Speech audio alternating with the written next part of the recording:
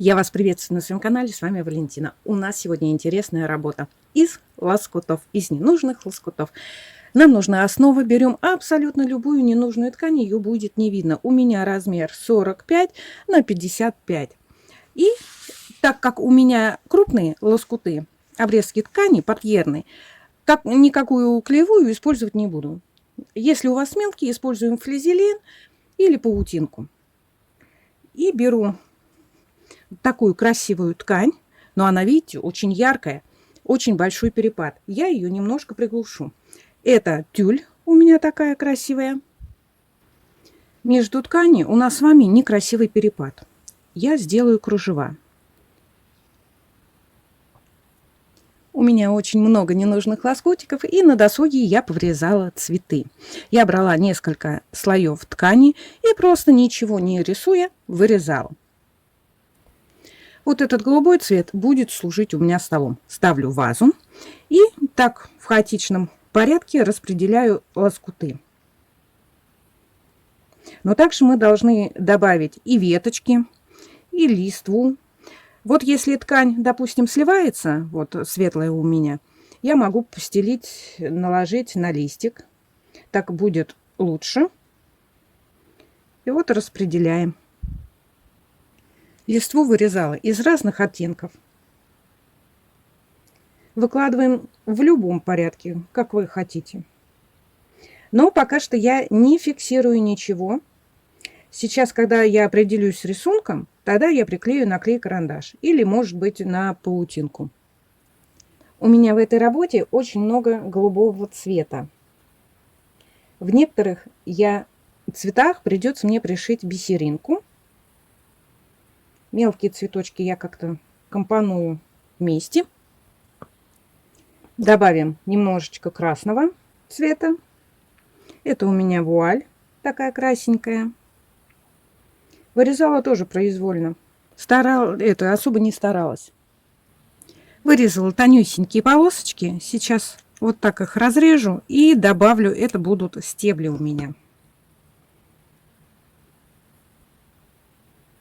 Так, чтобы кое-где их было видно, что они действительно есть. Сделаю колокольчики.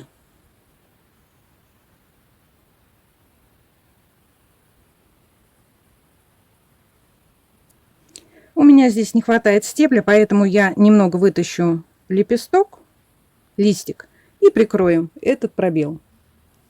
С этой стороны я опустила веточку вниз, положила листочек, и также я делаю колокольчики. В хаотичном порядке я распределяю. Работа у меня получается в таких красивых голубых тонах. Всю картинку пока что не выкладываю. Беру клей-карандаш, любой клей-карандаш, и фиксируем, что мы с вами тут придумывали. Просто берете, слегка намазываете, сильно мазать не надо, и на полотно. Просто когда вы все выложите, будет потом неудобно опять все это поднимать и фиксировать. Можно воспользоваться также паутинкой. Опять же, нарезать маленькие-маленькие отрезки и подложить под цветок. Когда вы проутюжите, тогда у вас приклеится к основе. И когда вы будете фиксировать булавками и делать стежку, от вас ничего не съедет. Вы спросите, а почему сразу нельзя приклеивать на клей-карандаш? Да, можно. Только иногда получается, что или цветок неудачно смотрится, или вы что-то передумали, вам придется это все отрывать. А так вы сделали набросок и потом приклеиваете. У меня уже есть 2 таких работы с цветами. Всегда получается что-то разное. Одинаковое вы в такой технике никогда не сделаете. Разный цвет ткани, разная фактура ткани. Если кому будет интересно, я вам оставлю ссылки, зайдите, посмотрите. И там в описании есть еще ссылки на мой Дзен, на мой Рутуб, ну и на кошелек. Если вы хотите помочь каналу, помогите. Потому что мы остались без монетизации, как вы знаете. Мы просто работаем для вас. Ну, опять же, это наше удовольствие, мастериц, что-то поделать. Так как мы еще совсем маленькие каналы, конечно, больших денег нам и не светит. Но если вы поможете хотя бы на материал, мы будем вам очень-очень признательны. Эти красненькие цветочки не хотят клеиться. Я их прям так распределю, чтобы был какой-то контраст, чтобы был перепад цвета. Потому что как-то очень много все-таки синего, на мой взгляд. Как получится. Они у меня прозрачные. Ваза получается как-то пустая. Я вырезала буквально 2, наверное, с половиной сантиметра ткань. Вот она ширина. И сейчас я прям сделаю полосочки. Но полосочки сделаю не по прямой, а слегка закругленные. Прям совсем закругленные. Но делаю я их одинакового размера. Вот еще одна у меня получится полоска. И вот так сейчас приклею на клей-карандаш. Сейчас чуть-чуть еще подровняю. Опять же, вот в эти пробелы можно сделать какие-нибудь ромбики, кругляшечки. Полосочки приклеила. У меня здесь хвостики. Я просто их вот так беру и отрезаю. Конечно, ткань на такие вот всякие отделки брать желательно не сыпучую. Это у меня портьерная ткань. И пока я приклеила, вот могу показать, вот такие у меня руки все в клею. И здесь выскакивают нитки, и их надо обязательно все-таки убрать. Потому что когда вы будете делать стежку, будет видно вот эти все ваши недоразумения. Еще решила добавить рисунок к вазе. Я вырезаю вот такие длинненькие полосочки. Вот буквально мне надо 4 штучки. Не трясите нитками на своем полотне, потому что потом вам придется это все убирать. И сделаю ромбики. Вот 4 квадрата у меня, и из них я делаю ромбик. Получилась вот такая рисунчатая ваза. У меня осталось прям совсем немножечко цветов. И сейчас я их еще куда-нибудь добавлю. Допустим, этот сюда. Пусть где-то что-то у меня выглядывает. Цветы все распределила. Остался один листик. Но я его куда-нибудь вот сюда вставлю. Пусть будет. Цветы сделала. Эта сторона у меня пустая. Одна работа у меня есть. Тарелка с натюрмортом, с фруктами. Я решила сделать чашку, блюдце, тарелка. Сюда вставим ложку. Ложку не обязательно вот так верхушечку я делаю. В блюдце можно положить сахар.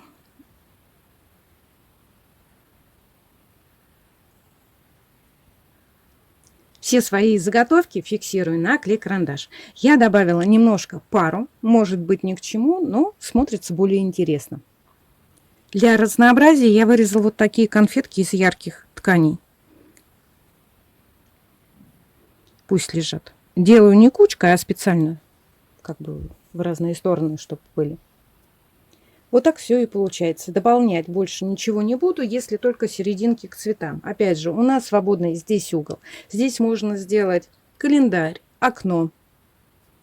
Если у вас это подоконник, да, допустим, здесь какую-нибудь шторку из другого цвета. К цветам добавила серединку, и посмотрите, как они заиграли. У нас с вами колокольчики. Сюда можно сделать прям совсем маленькие зеленые листья, но можно пристежки. Когда вы будете стягать полотно, сделать зелененькими стежками, имитацию листьев. На этом я заканчиваю. Теперь я беру прозрачную ткань, подойдет органза, фатин, сетка. Накрываем через мокрую марлю или просто через ткань. Надо все проутюжить. Если вы сделали большой слой рисунка, он у вас примнется. И будем делать стежку. Но прежде чем делать стежку, зафиксируйте все полотно по периметру, и ваш рисунок все равно булавками. Ну вот, посмотрите, работа моя готова. Результатом я очень довольна, действительно довольна. Принимаю критику. Я не стала вам показывать, как я фиксировала булавками, как утюжила. Это есть у меня в каждом видео. Но прошивала я на свободном ходу. Верхний фон я прошила розовой ниткой. Цветы старалась менять нить. где зеленая, синяя, голубая, белая. На вазе пустила декоративную строчку белой ниткой, но так как у меня мебельная ткань, она слегка углубляется. И, может быть, вам не видно, здесь видно, как выбитый рисунок. Чашку с блюдцем прошила белыми нитками. Просто пустил туда-сюда, туда-сюда, прошивала, потому что чашка, она уже с рисунком. Я не стала добавлять никакую нитку. Здесь идет пар от чая или от кофе. Я также прошила белыми нитками, но прошивала несколько раз туда-сюда.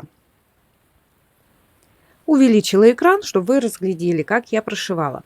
У меня не было такой задачи прям строго по контуру прошивать. Строчка есть, все держится и отлично.